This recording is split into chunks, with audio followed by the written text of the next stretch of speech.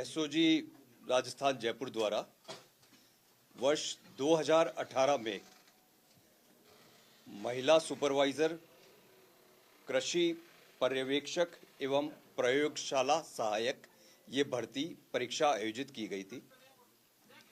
इस भर्ती परीक्षा पेन एंड पेपर मोड में की गई थी। इस भर्ती परीक्षा में ओएमआर जो शीट्स बनी थी, उन ओएमआर शीट्स का स्कैनिंग का काम कॉन्ट्रैक्ट इन तीनों भर्ती परीक्षा का राघव लिमिटेड नाम की एक कंपनी जो नई दिल्ली की कंपनी है, उस कंपनी को दिया गया था। उस भर्ती परीक्षा में विभिन्न प्रकार के अनुचित साधनों के उपयोग की शिकायतें और जानकारी मिलने पर एसओजी में अभियोग दर्ज किया गया है। उस अभियोग के अंतर्गत हमारे डीआईजी श्री परेश देशमुख व अनुसंधान अधिकारी श्री यशवंत सिंह उनके नेतृत्व में कार्यवाही करते हुए, सारे प्रोसेस की एनालिसिस करते हुए मुलजिमों को आइडेंटिफाई किया गया।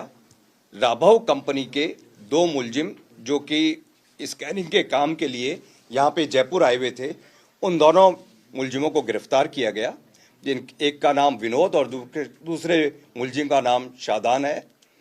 दोनों मुलजिमों की पूछताछ में हमारे पास में जो अनुसंधान टीम है वो और जो हमारे डीआईजी परेश देशमुख है, उन्होंने ये पता लगाया कि दोनों मुलजिमों ने जो पूछताछ में बताया कि इस परीक्षा में जब तक राजस्थान चयन बोर्ड है, आरएसएसबी है, उसके किसी अधिकारी का कोई इन्वॉल्वमेंट नहीं हो, तब तक यह आगे इस प्रकार का धोखाधड़ी का कार्य नहीं हो सकता था। उसके ऊपर और गहन तफ्तीश करी गई और मुलजिमों से एक हमको लिंक मिला कि एक कैंडिडेट जो है, जिसके नाम की स्लिप वहाँ के एक उच्च पदस्थ अधिकारी द्वारा इन स्कैनिंग टीम को दी गई थी। उस कड़ी के ऊपर आगे बढ़ते हुए एसओजी की टीम के द्वारा राजस्थान स्टाफ सिलेक्शन बोर्ड के टेक्निकल हेड संजय माथुर तथा प्रोग्रामर विनोद गंगवाल को प्रवीण गंगवाल को गिरफ्तार किया गया है। इन दोनों की जिम्मेदारी उस टाइम में ये थी कि ये दोनों ओएमआर जिस रूम में स्कैनिंग होते थे उस रूम में बैठते थे। इनका काम ये था कि जो कॉन्ट्रैक्ट प्राइवेट कंपनी को दे रखा है वो कंपनी सारे कार्य को सुचारू रूप से करे, पूर्णतया ईमानदारी के साथ करे, एकदम शुचिता के साथ में करे, जिससे कि किसी प्रकार की कोई गड़बड़ी न होने पाए। लेकिन इन्वेस्टिगेशन में यह पाया गया कि इन्हीं लोगों के द्वारा जिस प्रकार से खुद के जान पहचान के और खुद के लोगों को अनुचित मार्क्स दिलाने में सहायता करी गई, उससे प्रेरित होकर और इस कंपनी के जो लोग बाग हैं उन्होंने आगे जाके मार्केट में इस जो अनुचित साधन या किसी प्रकार से अनुचित तरीके से अनफेयर मींस यूज करके लोगों को पास कराने का एक गैंग होता है, उनसे कैंडिडेट को कॉन्ट्रैक्ट कराया। उसमें भारी मात्रा में राशि अर्जित करी और राशि अर्जित करने के बाद में लोगों के मार्क्स चेंज करवा दिए। रिगार्डिंग मार्क्स चेंज करने के प्रोसेस के बारे में अनुसंधान से यह सामने आया है कि ओएमआर शीट पे यदि किसी व्यक्ति के कम मार्क्स आ रहे हैं और उस व्यक्ति ने पेमेंट किया है, तो इन लोगों ने फोटोशॉप में जाके ओएमआर शीट में जो सर्कल करना होता है, उन सर्कलों में वहां पे ब्लैक कर दिया और उसको स्कैन में उससे नंबर बढ़ा दिए। इस प्रकार इन्होंने भारी संख्या में लोगों को नंबर्स बढ़वा के दिए हैं। जो हमने काफ़ी सारे नंबर्स की एनालिसिस करी है और जो हमारे पास में आई है कि जिसके -6 नंबर आने चाहिए थे एक्चुअल में, उसके 259 नंबर कर दिए। जिसके 2 नंबर आने चाहिए थे उसके 206 कर दिए। इस प्रकार से करीब 38-39 लोगों के नंबरों में काफी हद तक बदलाव आया है। इस प्रकरण में कुल 5 गिरफ्तारियां हमने करी है, जो 2 तो OMR scanning company Raghav industries के हैं वो हैं, एक जो कैंडिडेट जिसके बेसिस के ऊपर हमको पता पड़ा था कि राजस्थान स्टाफ सिलेक्शन बोर्ड के उच्च पदस्थ अधिकारी जो कि इस कार्य के लिए पूर्ण रूप से जिम्मेदार थे, उनका इन्वॉल्वमेंट, और वो कैंडिडेट को हमने अरेस्ट किया है। और प्लस संजय माथुर, जो ये असिस्टेंट प्रोग्रामर कम एनालिस्ट जो हैं राजस्थान स्टाफ सिलेक्शन बोर्ड के, और प्रोग्रामर दूसरे मिस्टर गंगवार जो हैं। इसमें संजय माथुर की जिम्मेदारी दी गई थी कि वो कंप्लीट टेक्निकल तरीके से इस कार्य को करवाएं, परीक्षा का रिजल्ट यहाँ तक कि तैयार करवाना, सारा टेक्निकल वर्क आज तक भी संजय माथुर ही करते आए हैं। एक और चीज इसमें उल्लेखनीय ये पाई गई कि इस प्रकार की जब गड़बड़ियों की शिकायत थी, उसके ऊपर राजस्थान स्टाफ सिलेक्शन बोर्ड ने जो जांच करी थी, उस जांच कमेटी में भी ये दोनों व्यक्ति सदस्य थे। सर, अब तक की जांच में कितने स्टूडेंट पाए गए हैं, ऐसे कितने अभ्यर्थी? अभी तक टोटल 38 अभ्यर्थी हमने पाए हैं। 38 के अभी तक क्लियर कट हम लोगों ने जानकारी ली है। और लेन देन का क्या सामने आया सर? लेन देन के हमारे पास में 3 तरह के एविडेंसेस हैं। एक तो राघव इंडस्ट्रीज जो ये काम कर रही है, इसका स्कैनिंग का काम कर रही है, उसके थ्रू कुछ लोगों को पैसे लेके उनसे उनके रोल नंबर ले लिए गए और उनकी ओएमआर शीट में चेंज कर दिया। दूसरा ये हमारे पास में है कि विनोद और शारदान, इन्होंने अपने लेवल पे भी डायरेक्ट कैंडिडेट से कांटेक्ट करके उन कैंडिडेट्स के नंबर बढ़ाए। तीसरा, जो यहाँ के राजस्थान स्टाफ सिलेक्शन बोर्ड के जो 2 कर्मियों को हमने गिरफ्तार किया है, इन दोनों कर्मियों की इन्वॉल्वमेंट इसमें आया है कि इन्होंने भी, एक तो जो कैंडिडेट हमने अरेस्ट करी है और उसका डायरेक्ट लिंक आया है वो, और प्लस दूसरा गंगवार जिसको अरेस्ट किया है, उस गंगवार के अरेस्ट से भी हमारे पास में ये क्लियर जानकारी है। सर, अब तक कितने रुपए ये पैसे कमा चुके हैं, और लगभग एक मोटा अंदाजा माने एक प्रत्येक अभ्यर्थी से जिसके नंबर उठाने, तो उसे कितने रुपए ये ले रहे थे? ये है क्लियर कट कि किस अभ्यर्थी से कितना लिया है, यह अभ्यर्थियों की जो गिरफ्तारी होगी अब सेकंड फेज में, उसकी उनकी गिरफ्तारी होगी, उसके बाद में यह कार्रवाई करेगी।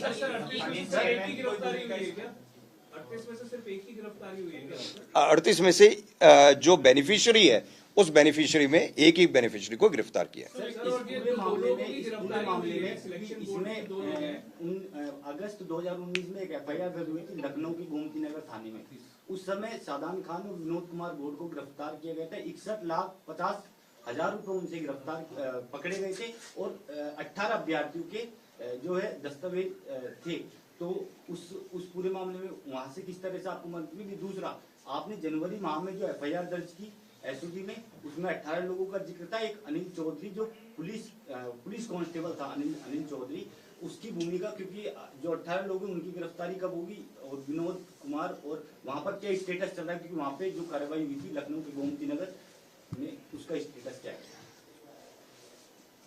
ये लोग राजस्थान में जब भर्ती की कार्रवाई हुई और यह स्कैनिंग का प्रोसेस हुआ, उसमें इनके पास में पैसा कलेक्ट हुआ। इस पैसे को लेके ये जब अपने, ये फर्म रजिस्टर्ड दिल्ली में है, लेकिन इसका सारा वर्किंग पूरा का पूरा यूपी में है। ये जब वापस यूपी में जा रहे थे, लखनऊ जा रहे थे, वहां पे इनको एसटीएफ यूपी द्वारा इनको पकड़ा गया।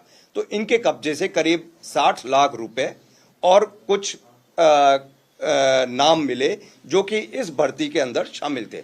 लेकिन वो उन लोगों ने वहां पे जो गोमती नगर थाने में जो मुकदमा दर्ज है, उस मुकदमे में उस पैसे को जब्त कर लिया और उस जो चिट वगैरह थी उसको जब्त करके, और उनकी कार्रवाई उस स्तर पे वहीं पे ही उन्होंने कार्रवाई जारी है और अनुसंधान अभी भी प्रकरण में वो कर रहे हैं। हमारे पास में यह इंटीमेशन आई उसके बाद में कि जैसे यह पूरा का पूरा 2018-19 में आउट हुआ, तो उससे पूरे राजस्थान में यह खबर फैली कि हाँ भाई, इस प्रकार इस भर्ती में कुछ गड़बड़ हुई है। तो एक स्कैन्ड कॉपी, जो कि ओएमआर शीट की स्कैन कॉपी एक रिजर्व के तौर में पड़ी रहती है। अधिकांश हर एक एग्जाम में मल्टीपल कॉपीज में होती है। जैसे आप किसी भी ओएमआर शीट को भरते हैं तो पहली वाली ओरिजिनल होती है, नीचे कार्बन कॉपीज वगैरह होती है, मल्टीपल कॉपीज होती है। तो एक जो टॉप वाली कॉपीज को स्कैन किया जाता है, उसकी स्कैन्ड इमेज को एक रिजर्व के तौर पे रखा जाता है कि वक्त जरूरत वो काम में है। फिर उस स्कैन्ड कॉपी को वापस रन किया गया, तो रन करने के ऊपर करीब 42 कैंडिडेट्स के नंबर्स में डिफरेंस आए हैं। उन 42 में से 38 कैंडिडेट्स के मार्क्स में काफी ज्यादा डिफरेंस है। बाकी जो एक आध है वो हो सकता है कि कोई सॉफ्टवेयर त्रुटि, उसमें भी हम चेक कर लें। ये जो टेक्निकल हेड है और जो प्रोग्रामर है, ये वहाँ पे कब से पोस्टेड हैं और अब क्या अभी पिछले कब तक ये पोस्टिंग लोगों की वहाँ पे? ये काफी लंबे टाइम से वहीं पे, शुरुआत से जब से ये स्टाफ सिलेक्शन बोर्ड का गठन किया गया था तब से वो लोग वहीं पे, और अभी भी वहीं से अभी भी वहीं पे सेवा। सर, मुलजिमों और अभ्यर्थियों के बीच की कड़ी का पता चला कि कैसे संपर्क में थे ये? मुलजिम और अभ्यर्थियों के बीच की कड़ी दो प्रकार से है। पहली कड़ी है कि ये 18 अभ्यर्थी, इनका लिंक यूपी से, यूपी के जो माफिया है जो एग्जाम में चीटिंग कराते हैं वो डायरेक्ट कांटेक्ट कैसे कर रहे हैं, उनके थ्रू हम एनालिसिस करने में। दूसरी कड़ी है कि डायरेक्ट, कि जब ये लगा कि हाँ भाई कि पूरे का पूरा सिस्टम के ऊपर बदमाशी हो रही है, तो व्यक्ति ने कि मैं भी अपने लेवल पे जिन लोगों को जानता हूं उन लोगों से यह बदमाशी करा लूं, वो दूसरी कड़ी वो है। और तीसरी कड़ी जो यहाँ के ये दो कर्मी हैं, प्रवीण गंगवाल और दूसरा संजय माथुर, इन दोनों ने अपने लेवल पे अपने जान पहचान वाले या उनके पास में और भी कोई जिसके नंबर बढ़ाने थे इस पे वो लोग कनेक्टेड है। सर, एक पूनम को आपने अभी पकड़ा है, उसका क्या रोल था? पूनम का रोल था कि उसके एक्चुअल में मार्क्स आने थे 63 मार्क्स आने थे, लेकिन उसके मार्क्स इसके 182 हो गए, 63 के 182 हो गए। ये हमने चेंज किया। फिर हमारी डीआईजी पारिस देशमुख और यशवंत की टीम ने यह आइडेंटिफाई किया कि ये पूनम का लिंक आखिर किससे है इस एग्जाम में। न तो विनोद और शारदान से कोई लिंक आ रहा है इसका, और न ही किसी प्रकार के किसी क्रिमिनल। तब यह एस्टेब्लिश हुआ कि पूनम का लिंक है संजय माथुर के साथ में, पूनम संजय माथुर की रिलेटिव है। तब जाके एसओजी की टीम इस नतीजे पर पहुंची कि इसमें राजस्थान स्टाफ सिलेक्शन बोर्ड का कोई ना कोई सदस्य इसमें शामिल है, और ये हमने आइडेंटिफाई किया। फिर उनके इंटरोगेशन से और सस्टेन्ड लेवल ऑफ इंटरोगेशन और जो कार्रवाई करी, उसके बेसिस पे ऊपर दूसरा नाम प्रवीण गंगवाल का सामने आया। सर, आपने बताया कि कमेटी बनाई, कोई और एग्जाम भी कराया राजस्थान के अंदर जो ओएमआर को लेके, या पहली बार सिंगल एग्जाम उनका था इसके अंदर? इस फर्म ने ये 3 एग्जाम्स के अलावा भी और भी कुछ एग्जाम्स में इन्होंने स्कैनिंग करी है। सर आप बता रहे वो एग्जाम जो है वो भी अंडर स्कैनर है? डेफिनेटली उनके सारी इंफॉर्मेशन लेके will inquire about them sir, also. आपने बताया शिकायत आ रही थी, कमेटी बनाई गई जिसके अंदर ये दोनों शामिल थे। तो सर जो कमेटी के और मेंबर थे उन्होंने उनको अपने साथ में शामिल किया, उनकी भूमिका वगैरह कोई अभी तक सामने? अभी इस संबंध में कोई किसी की अन्य की भूमिका या उन्होंने किसी चीज को हाइड किया या किसी चीज को सप्रेस किया, उसके बारे में हम लोग देख रहे हैं, लेकिन अभी वर्तमान में किसी प्रकार के कोई हमारे पास में तथ्य नहीं है। सर, क्या ये 38 लोग जो हैं, जो सस्पेक्ट हैं, या ये जॉब में हैं अभी? निश्चित तौर से सारे दूसरा ये प्रवीण है, इनमें से किसी ने ज्वाइन नहीं किया तो। और संजय और प्रवीण लंबे समय से शुरुआत से यही थे, तो जैसा कि इस एजेंसी पर संदेह है, तो क्या ये तो हर एग्जाम में इनकी अहम भूमिका रही है, तो क्या जो भी एग्जाम अब तक हुए हैं वो भी एक बार रिव्यू होंगे? जिसमें एग्जाम में इनकी अहम भूमिका या स्कैनिंग में या किसी भी प्रोसेस में रही है, उसके बारे में पूरा का पूरा हम लोग भी सिस्टम को चेक करेंगे। At the same time Rajasthan staff selection board भी जब ये कार्रवाई हुई है तो उसके बेसिस के ऊपर अपना इंटरनल सिस्टम को चेक करेगी। जैसे इस 38 में ये पूनम सिलेक्ट नहीं हो पाई थी क्योंकि इसके मार्क्स से 182 जैसे रैंडमली करते हैं, कट ऑफ उसकी चली गई 183.5 पे। तो इसमें से नंबर तो बढ़ा दिए कि भाई आपने उस टाइम पे, आप जब नंबर बढ़ाते हो तब आपको मालूम नहीं है कि किसके नंबर कितने बढ़ रहे हैं, कहां पे जाए, कट ऑफ कहां पे जाएगी, इस टाइप की। सर एक चीज और, सर, राजस्थान कर्मचारी चयन बोर्ड के द्वारा जो जिन 2 अधिकारियों को गिरफ्तार किया गया है, क्या पॉसिबल है, क्या संभव है कि इसके आगे भी और कोई अधिकारी शामिल हो इसमें? वो तो फर्दर इन्वेस्टिगेशन के ऊपर और तफ्तीश के बेसिस के ऊपर ही हम लोग आगे क्या कार्रवाई आती है, क्या रिजल्ट्स आते हैं। सर 2019 में एफआईआर होती है गोमती नगर में, 18 लोगों के जो भी एडमिट कार्ड है वो वहाँ पे मिलते हैं। अगर वो लोग, क्योंकि जब वहाँ पर कार्रवाई हुई तो क्या इस कार्रवाई की जानकारी राजस्थान कर्मचारी चयन बोर्ड को नहीं थी? इसकी थी, इस कार्रवाई की जानकारी। इस कार्रवाई की जानकारी थी, तो अगर वो जो 18 अभ्यर्थियों के उस समय एडमिट कार्ड थे जिनका सिलेक्शन हो गया था, उन लोगों को क्या उस समय बाहर कर दिया गया था या वो अभी भी सिस्टम में? वो प्रोसेस ऑफ इन्वेस्टिगेशन है, हम लोग चेक कर रहे हैं अभी, और भी तथ्य आएंगे इसमें कि कहाँ पे किसका क्या स्टेटस है, क्या चल रहा है, क्या कर रहे हैं कौन लोग, इसमें से कितने लोग डिबार हुए हैं, कितने लोग सिलेक्ट हो गए हैं, कितने लोग फाइनली सिलेक्ट नहीं हो पाए थे।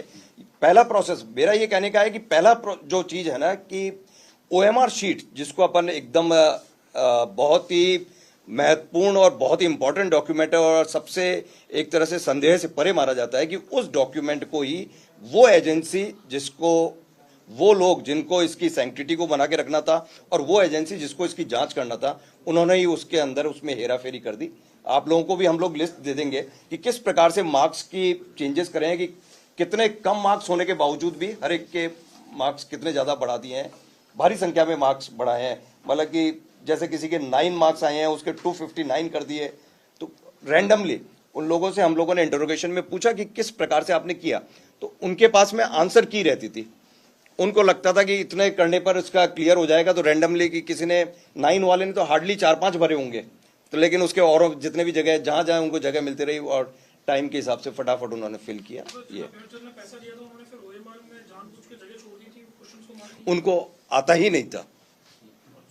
सर, पेपर और सर ये जो आरएसएस ने इस फर्म को सेलेक्ट किया, ये क्या मतलब ओपन टेंडर था, ये किस बेसिस पर? ये पार्ट ऑफ इन्वेस्टिगेशन है, विल डेफिनेटली। होंगे जो अभी निकल के आए हैं जिसमें इस फर्म का रोल रहा है राजस्थान? अभी तो ये 3 एग्जाम्स जो हमने बताए हैं कि महिला सुपरवाइजर, प्रयोगशाला सहायक एंड कृषि पर्यवेक्षक, ये 3 एग्जाम्स थे। इन 3 एग्जाम्स के ऊपर हमारा रहा। सर, पेपर इस बारे में इन्वेस्टिगेट कर रही है क्या कि अगर पहले से उत्तर प्रदेश में ये फर्म अंडर स्कैनर थी, तो यहाँ पे इनको ये एग्जाम्स में ओएमआर शीट्स का जो मैटर है वो उसका कॉन्ट्रैक्ट दिया कैसे, किसने दिया, क्यों दिया, ये सब का इन्वेस्टिगेशन? ये फर्म तो बहुत ज्यादा अंडर स्कैनर है। एक कोई एग्जाम यूपी में हुआ था, उसमें बहुत ही व्यापक स्तर पर गड़बड़ी हुई ने की चर्चा थी, और उस एग्जाम में इस फर्म के मालिक जो हैं उनकी वाइफ वो भी सिलेक्ट हो गई थी। ये कब की बात है सर? ये यूपी, राजस्थान की नहीं है, ये उत्तर, ये 2018-19 के करीब की बात। उसके बाद इन्होंने यहाँ पे कॉन्ट्रैक्ट उसके उस टाइम में यहाँ पे। सर, एसओजी पेपर लीक प्रकरण और फर्जी डिग्री प्रकरण में काफी बहुत सराहनीय कार्य किया है एसओजी ने, परंतु सर एक सवाल पैदा यहाँ होता है कि प्रकरण संख्या 56/24 के अंतर्गत सभी मुजरिम जेल जा चुके हैं। जो मुख्य अभ्यर्थी है लेकिन वो अभी तक फरार है। इसमें अमृत ट्रेडिंग कंपनी के नाम से जिसका ओनर है शेखर बंसल, वो अभी तक फरार है सर। वो किस वजह से? कौन सा है? 56/24? प्रकरण संख्या 56/24। नहीं, ऐसे प्रकरण के नंबर से नहीं, आप डिटेल्स कुछ बताएंगे तब मैं बता सकता हूँ। साबरमती यूनिवर्सिटी के डायरेक्टर हैं, साबरमती यूनिवर्सिटी का पूरा प्रकरण है सर, और एसओजी के जो इन्वेस्टिगेशन है उसमें वो अपराधी है। यदि कोई अपराधी है तो हमारी प्रोसेस चल रहा है, वो अपराधी ही रहेगा, किसी भी सूरत में बच नहीं सकता। दूसरा, हम लोगों ने जो अभी प्रेजेंट में मुहिम चलाई है कि हम जिस तरीके से मास लेवल पे जो लोग बाग यूनिवर्सिटीज वगैरह में बदमाशी कर रहे हैं, तो हम उनके मीडिएटर या जो लो लेवल के फंक्शनरीज हैं जिनका रोल मात्र एक हाथ से दूसरे हाथ और फाइनली यूनिवर्सिटी तक पहुंच के फर्जी डिग्री आने का रहता था, उन पे नहीं करके कि यूनिवर्सिटी के जो मुख्य कर्ता धर्ता हैं हम उन्हीं के ऊपर कर रहे हैं। उसी के प्रोसेस में हम लोगों ने अभी भारत सेवक समाज के जो मेन मैनेजिंग डायरेक्टर है और जो उन्होंने पूरे साउथ में एक बहुत ही यूनिवर्सिटी डिग्री और डिप्लोमास का जाल बना रखा है, उनको किया है। उनके जो चेयरमैन है उनके खिलाफ में हमने गिरफ्तारी वारंट ले रखा है। प्लस हम लोग अन्य और यूनिवर्सिटीज हैं उन पे भी रेगुलरली, मेन जो हमारे पास में इशू है कि हमारे पास में इंफॉर्मेशन है, काम है, लेकिन हर एक काम को डेवलप होने में टाइम लगता है कि कब उसमें है। मनी ट्रेल फॉलो कर रहे हैं या अकाउंट से फ्रीज किए हैं, क्या अगर किए हैं तो किस प्रकार की मनी की लेन देन है? अभी ये मनी उस टाइम में ये 2018-19 का सारा मनी ट्रेल है, तो अभी आज की तारीख में मनी ट्रेल के बारे में हमारी एक्शन जारी है कि कोई किसी प्रकार का हुआ है, लेकिन we are yet to find out any conclusive proof about that. कई मामलों में लगातार जो है जमानतें मिल रही हैं, डिले जो इन्वेस्टिगेशन का जो प्रोसेस है वो डिलेड भी है कईयों में, तो उनको लगातार जमानत मिल रही है कि इनको 3 साल की सजा होती, 2 साल हो चुके हैं, इस तरह की जो बातें जो चल रही हैं, तो इन पे आपका क्या कहना है? देखिए, एसओजी लगातार जितने भी क्रिमिनल्स हैं एसओजी के पेपर लीक में विशेष तौर से उन सभी को कि अपने राज्य को पेपर लीक, किसी राज्य में किसी भी एग्जाम को लीक न हो सके ऐसा सिस्टम बनाना है, और ये जो किंगपिन्स हैं ये अंदर रहने चाहिए। उसी में हमारी कार्रवाई जारी है। हम लोग ये इंश्योर करते हैं कि इन लोगों की जमानत नहीं होने पाए, ये क्रिमिनल जितने भी हैं उनकी जमानत नहीं हो पाए। किसी की जमानत एक जो होना कि यदि व्यक्ति की प्रोविजन, यदि क्राइम में 3 साल की सजा है और वो 2.5 साल तक निकाल चुका है, और वो क्राइम में जो प्रोविजन है उसका वो वजह से हम सब सिस्टम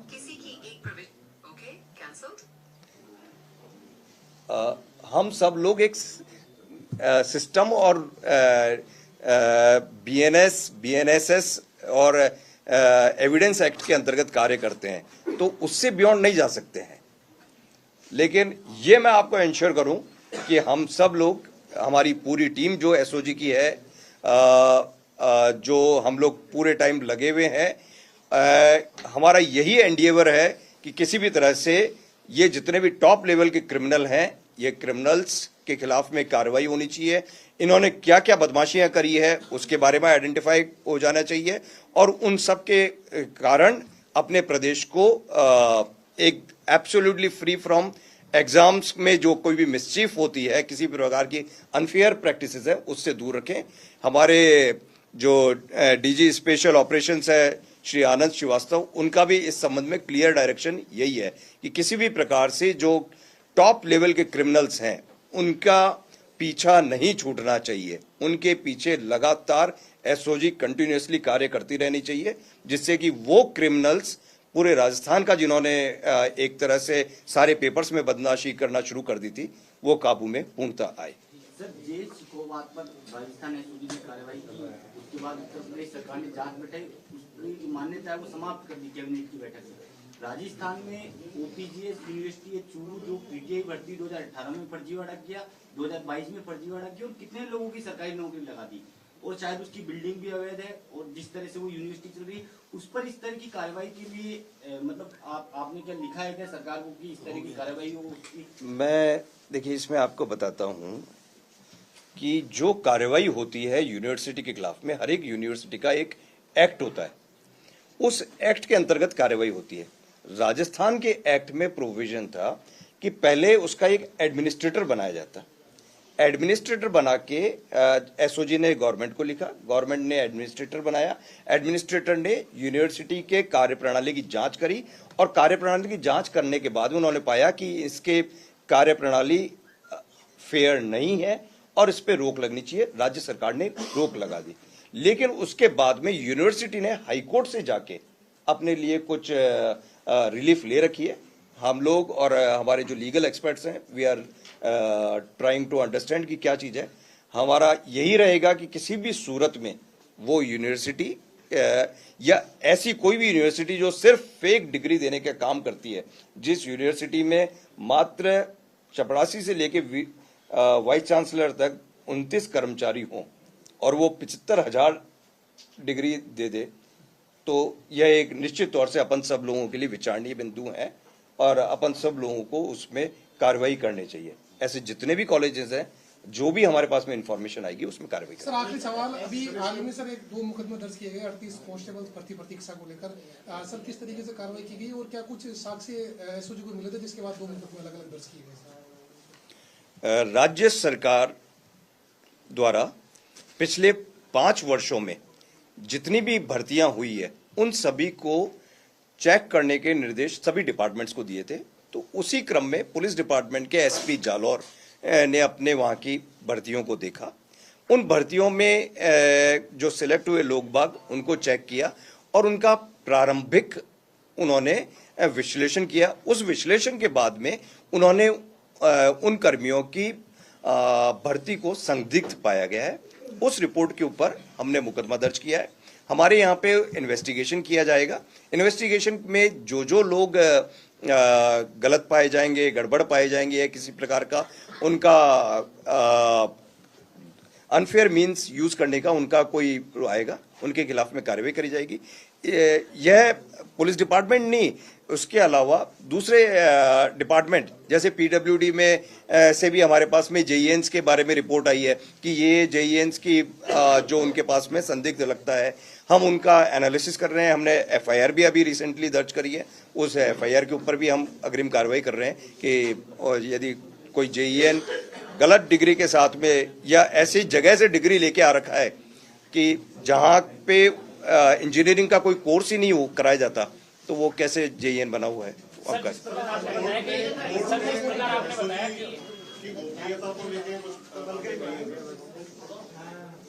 मेरे समझ में नहीं। सर, जिस प्रकार आपने बताया कि ये जो विश्वविद्यालय उन्होंने कोर्ट से कोई राहत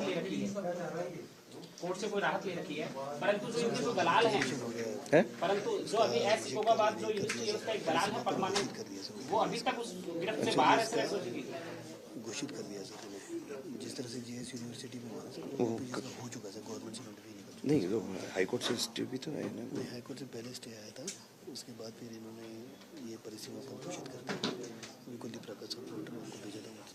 ओके, मेरा निवेदन ये है सर कि जो विश्वविद्यालय हैं उन्होंने जो हाईकोर्ट से जो राहत ले रखी है कानून के आधार पर, परंतु जो उनके जो बीच के दलाल हैं जो वहाँ पर एज ए डायरेक्टर की पोस्ट में, मैनेजमेंट की पोस्ट में थे, जो जिनका संलिप्त 2-3 विश्वविद्यालय में संलिप्त है, महाराजा ग्लोबल विनायक यूनिवर्सिटी और आपकी जो जेएस सिकोगाबाद यूनिवर्सिटी, इन दोनों में संलिप्तता पूरी मानी गई है एसओजी के आधार पे, परंतु फिर भी अभी तक उनकी गिरफ्तारी नहीं हुई है। नहीं, यदि कोई व्यक्ति एसओजी ने संलिप्त बना है तो गिरफ्तार तो होगा। एक प्रोसेस है कि आज इस केस में यदि एसओजी लगी हुई है तो दूसरा वाला केस थोड़ा सा उसमें, क्योंकि हर एक केस को डेवलप होने में, हर एक केस के क्रिमिनल्स के बारे में इंफॉर्मेशन करने में टाइम लगता है। लेकिन आज नहीं तो कल, क्योंकि हमारे पास में कुल मिला के इंस्पेक्टर से लेके डीजी तक हम लोग 45-50 जने हैं, लेकिन नंबर ऑफ केसेस हमारे पास में इतने ज्यादा हैं और इतने ज्यादा मुलजिम है, तो उसकी वजह से हर एक चीज में थोड़ा बहुत टाइम तो लगेगा। और अभी मैं जस्ट अपडेट हुआ हूं कि इसका ओपीजेएस का, उसका राज्य सरकार ने अभी रिसेंटली उसकी हाईकोर्ट की रोक के बाद में और उसके बाद में उसकी कैंसिल भी कर दी मान्यता उसकी। एफएमजी डॉक्टर्स को लेके, एफएमजी डॉक्टर्स का जो मामला था, 3 डॉक्टरों को गिरफ्तार भी किया गया था, तो कितने डॉक्टर्स हो सकते हैं, क्या कुछ जांच चल रही है? उसमें हमारी जांच, का पता लगा, उसमें जांच, एक आदमी जो है उसी ने उनको दिलवाई थी, मतलब 3 में से एक ऊपर के लेवल का था, उसी में हमारी जांच जारी है। हम लोग, सबसे बड़ी चीज आती है इसमें डेटा कलेक्शन की, कि आपने एफएमजी एग्जाम कर लिया, अब उसका डेटा चाहिए कि आपने एफएमजी एग्जाम किस जगह से किए, कहां से दिया, क्या रोल नंबर दिया, कहां से आपका रजिस्ट्रेशन कराया। कोई एक सेंट्रल सिस्टम नहीं है कि जहां से स्ट्रेट आपको डेटा मिल जाए। कुछ डेटा किसी के पास में सॉफ्ट कॉपी में है, कभी हार्ड कॉपी में होता था।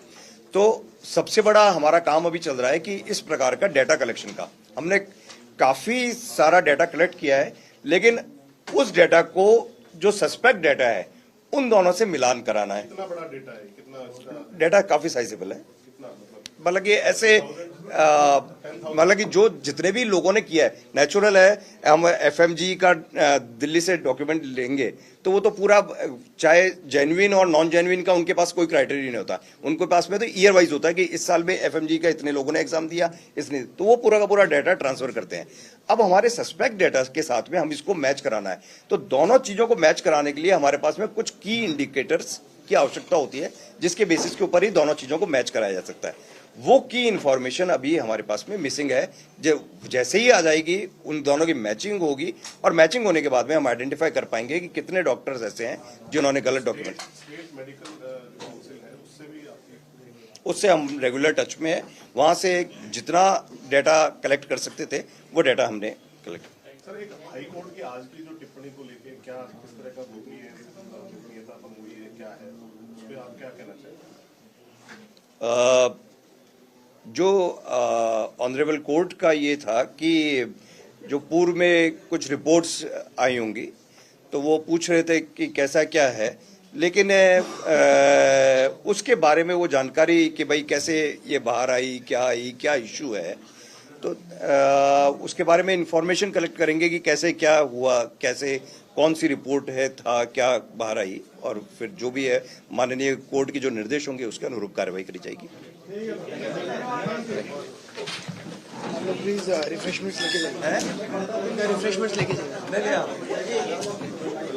यहीं पे बैठा के ग्रुप पे शेयर कर देंगे, ये आपको ग्रुप में भेज रहे हैं, ये पूरा का पूरा ग्रुप पे आ रहा है ना? ये आप देखो ना, मार्क्स क्या तो नाम इसके सबके हाइड कर दिए हम लोगों ने। ये ग्रुप पे आ रहा है, पूरा ग्रुप पे, हाँ ये ग्रुप पे आएगा।